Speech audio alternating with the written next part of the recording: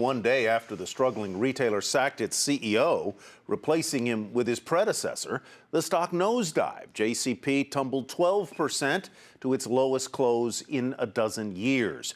Courtney Reagan went to Penney's today to see what customers think and what the new CEO needs to do to attract more of them.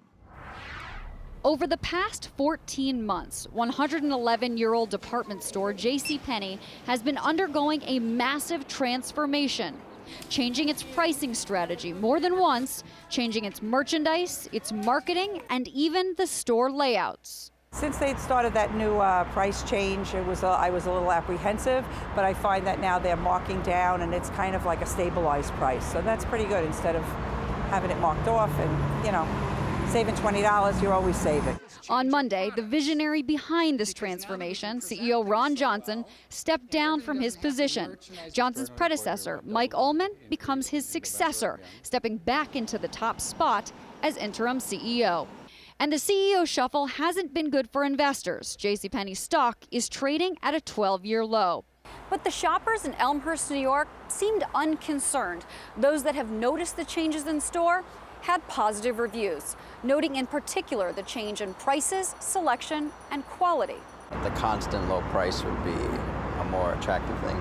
If there's a huge sale, like you said, it gets real hectic, and then it kind of turned me away. They have different kinds of bags, makeup, jewelry, everything. So, I don't have to go to different stores. I could just stop at one place and it's all there. The big question now becomes whether or not JCPenney can bring back the shoppers that it has lost.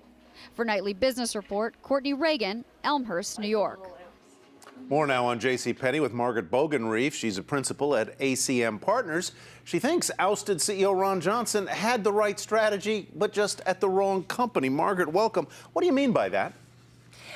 I think actually Johnson was onto something when he was doing this. Within the department store industry, you're seeing significant shrink in terms of customer loyalty, customers who return to brick and mortars, and really customers that are driving to specific department stores. I think the store within a store concept that he was trying to innovate at JCPenney was actually where this industry is going. And I wouldn't be surprised if you see Nordstrom's, Neiman Marcus, maybe even Macy's push this strategy within the next 16 to 18 months. Bloomingdale's already doing it with some success, I note. So do you think that the new CEO, Mr. Ullman, who was there before, ought to walk away from what Johnson was trying with the store within a store? They're not inexpensive to do. Right. Well, I think what Johnson was trying to do was he was trying to overly innovate 10% of the store and ignored the 90% that was left behind. That was really JCPenney's core base. If I was walking into this situation as a CEO, obviously you have to integrate part of Johnson's plan. JCPenney's bled more than $2 billion over the last 3 years. So obviously there's been a lot of money put into this. And obviously consumers are reacting, like you heard in that package, to specific parts of the plan. You do, however, have to revisit who your traditional customer base was and try and bring them back in. Is there a place, Margaret, today for Penney in a world with Walmart and Target and Kohl's and Nordstrom and a whole host of others? And is Mr. Ullman the right man for the job at this moment?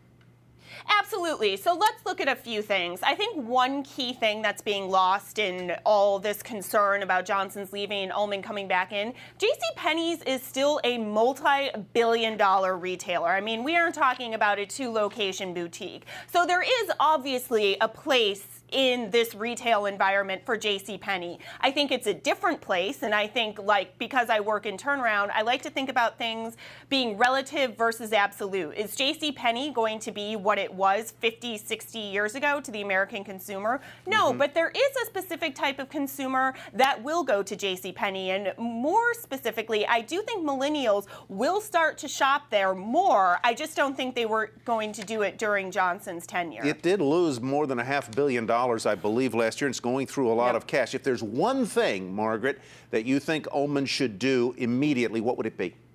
Well, first of all, I would actually let the media have their fun with Johnson for the next few weeks. I mean, Ullman really does have to reset the culture and the strategy at JCPenney. I think I would put a stop to 90% of what's going on right now, this plan. You have to work with your suppliers and your vendors. You need to tighten up cash management, like you said, $600 million spent in the last 12 months. And you really need to stabilize everything. I know that's the word everybody's using, but you really have to figure out what you're spending money on and what you don't have to spend money on. Margaret Bogenrief, principal at ACM Partners, thanks very much.